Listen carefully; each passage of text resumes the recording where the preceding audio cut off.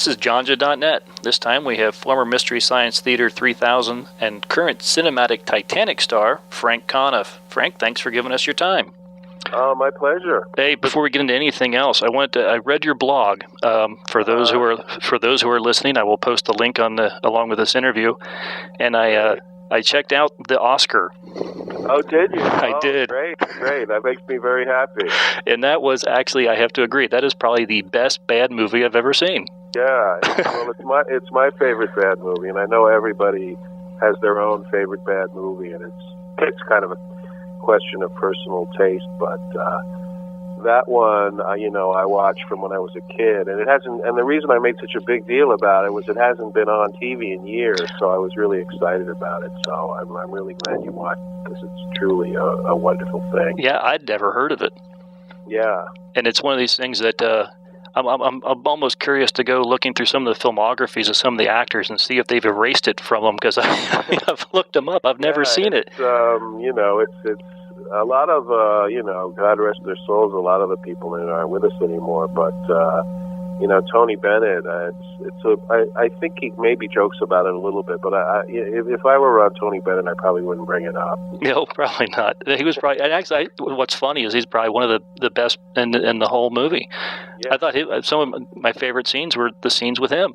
Yeah, he's amazing in it, I mean, I think he just kind of real. I mean, the movie was a big flop when it came out, so I think he just decided that acting wasn't his thing, and he just went back to singing, and thank God for that, because he's a great singer. Oh yeah, sure. No, that was fun. The favorite scene is probably in the end when he's sure he's got everything that he's been working for, and they call the other guy, and his reaction is pure gold. Yeah. His name is Frankie Fain in the movie. Frankie Fain, yep. And the winner is Frank, and he stands Sinatra. It's just a great moment, If only real life Oscar ceremonies were like that, they'd be much better. Oh, that would be hysterical. All right, moving on. And speaking of bad movies, we got to talk a little bit about MST. Sure. You signed on with MST. Well, you appeared on camera on the second season. Yeah, I actually was hired. Well, if you go back to the KTMA, if you consider the KTMA episode, the first season, which it was, they did 20 episodes, but that was before they sold it to Comedy Central, which was the Comedy Channel, right? And the first season on the Comedy Channel was their second season, and so I came along. The second season on the Comedy Channel, which would have been the third. So I'm making it way more complicated. But I came the second season of when it was on the Comedy Channel. I was originally hired as a writer, and then I was going to ask you if you had signed on earlier in like the previous season as any kind of a writing staff, and then moved on to the camera. That was. No, I didn't. I knew about the show, and I was friends with all those guys. We were all stand-up comedians in Minneapolis, and so I knew they were doing it, and I saw it, and I really liked it, but it really kind of was a great, it wasn't anything I was expecting that I'd get hired to do it. To be honest, but when an opening came up, they called me up and asked me, and and I was thrilled, of course.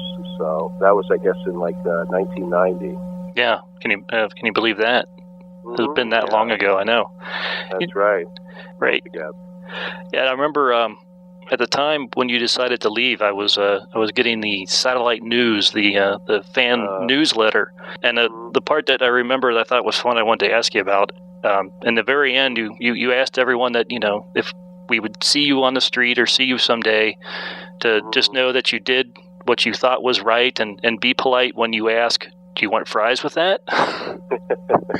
Exactly. So I'm hoping things went better for you than that in your prediction. Things did go better, but fortunately, I think that was a common thing. Like Mike Nelson also, he had right before he started on Mystery Science Theater, he had been working at TGI Fridays.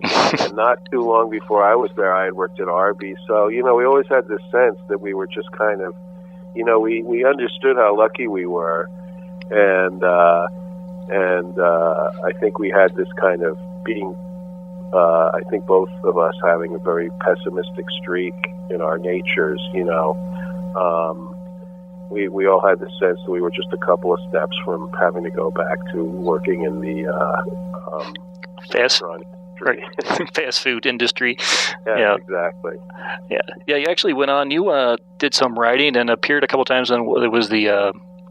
I know one of the series was Sabrina the Teenage Witch. Yeah, I was at Sabrina for 4 years, and I appeared on, I think, 3 episodes as different characters. Mm-hmm. And Joel was actually there the first year that I was there. He was like the magic consultant. Oh, okay. And he helped them figure out, doing like low-tech special effects, which Joel is very good at. So he was, and he actually, I think, kind of helped me get that job. He recommended me for it. So now you are involved in the Cinematic Titanic. That's right. Congratulations on the you just released Doomsday Machine as your second release. Is that correct? Yeah, it's our second release, and apparently it's selling very well. So we're very, very excited and grateful about that. We have Doomsday Machine and 2 other episodes that we've already made, and then we're preparing to do 3 or 4 more before the summer is over. So great! So you have a little bit more of a flow. Yeah, and also we're gonna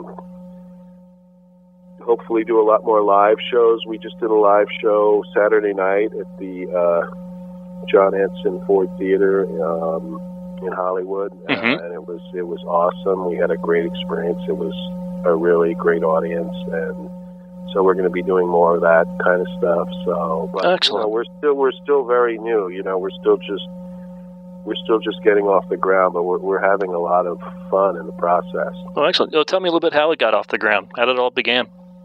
Well, it all began around, it was around this time last year, I think, was when Joel was thinking about it. And what was happening was, I think there was suddenly an awareness that the 20th anniversary of Mystery Science Theater was coming up. And I think Joel initially wanted to do, new episodes of Mystery Science Theater, and he went to either Jim Mallon approached him or he approached Jim Mallon, and they talked about it for a while, but they couldn't really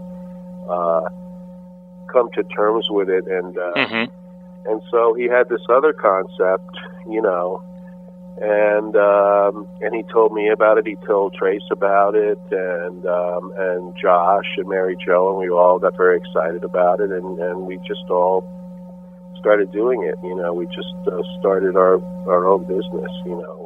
Excellent. Well, there's certainly a void that needs to be filled since Mystery Science Theater.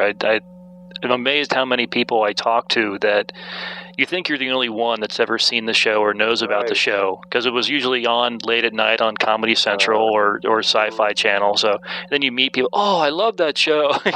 There's so many people out there. It's actually, and that was one of the things, Joel and I started talking about last year, was we were really struck by how often people were coming up to us and telling us how much they love the show, and it seemed like there was a whole new generation of fans now, that some of whom I'm a little scared to say I don't even think were born when the show when we were first doing it, And I know, like, when I perform in LA, and I go to the UCB theater to do shows sometimes, and after the shows, all these like really young people come up to me and tell me how much they like Mystery Science Theater. So, and also, a lot of people, in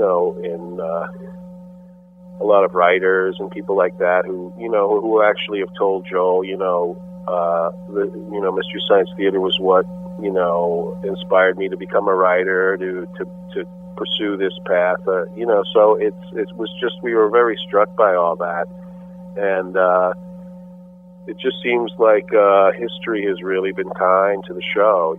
So we were really kind of overwhelmed by that, and we just kind of got into the spirit of getting back into riffing on movies again, and we're having a lot of fun doing it. Yeah. Well, another thing too is that we make fun of these really bad movies, and they are really bad, but there's also an affection that you end up having for them, because the movies are very unique in their own way, and and a lot of the kind of low-budget sci-fi horror movies that we do that were made in the 60s, 50s, 60s, 70s, that was what independent cinema was in those days, Right. A lot of it was really made outside of the system, and it's not to say that it was high-quality stuff, but you do, like, for instance, when I love Ed Wood movies, because they're so distinctive and they really have a flavor of their own, and you really kind of get a glimpse into Ed Wood's soul, which might be a disturbing thing. Yeah. Still, it's still very, in its own way, it's very personal filmmaking, and I would much rather watch an Ed Wood movie or something else like that, or something like Manos, The Hands of Fate, than a lot of the mainstream, really professionally made movies that come out now that have all the great technical qualities, have great special effects. Right. Everything is top drawer in terms of what they can pay for to put on screen, but it misses that essential element of kind of a soulfulness that I think that I get from a lot of these really bad low budget movies. And so we're making fun of them, but it's kind of, a lot of it is just coming from a place of affection, and it's like you mentioned the Oscar. I mean, the Oscar, it's a horrible movie, but nobody can deny how entertaining it is. Yeah, it was extremely entertaining. So in that sense, it's a very wonderful thing. Right. Yeah, I've tried to explain it to other people. Just recently, actually, on our website, I even tried to explain, my love for bad sci-fi and horror movies, and that there is a certain, I guess I've never used the word, but it does fit best as soul. Is it's not the Spielberg just throwing, in a studio throwing millions of dollars and everyone comes and does their job. They're done by someone who believed in what they're doing. They believed in the story. Yeah. And that comes through. Even if the movie's terrible, that they were trying their best.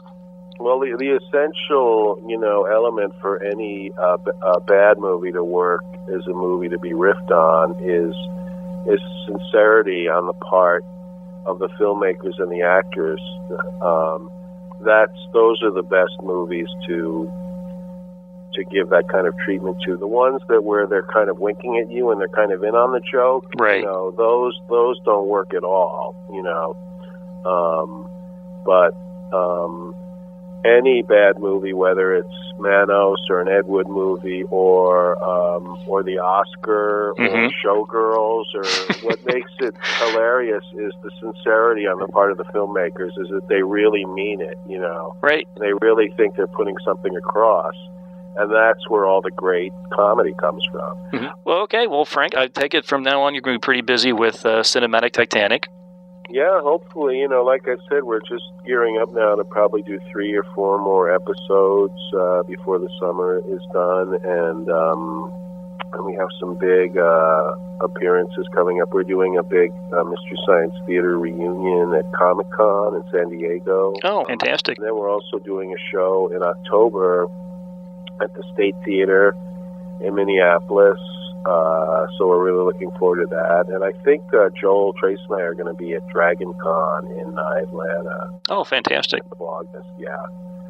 So, and there'll probably be announcements coming up of more of those type of things coming up, because we really are enjoying doing the live shows and getting out there and meeting the fans and stuff. So we're definitely going to do as much of that stuff as Great. we can. And all the news for that you can find at the Cinematic Titanic website. CinematicTitanic.com. Absolutely. Excellent. Well, I encourage everyone to check it out and download often. Frank, thanks very much for giving us some time tonight. Oh, my pleasure. Thank you. I enjoyed it a lot. All right. Thank you again, and good luck. Okay, you too. Take care. All right. Bye. Bye. That was Frank Conniff, one of the stars of the new Cinematic Titanic. I encourage everyone to go over to CinematicTitanic.com and check him out. And as always, stop by at janja.net.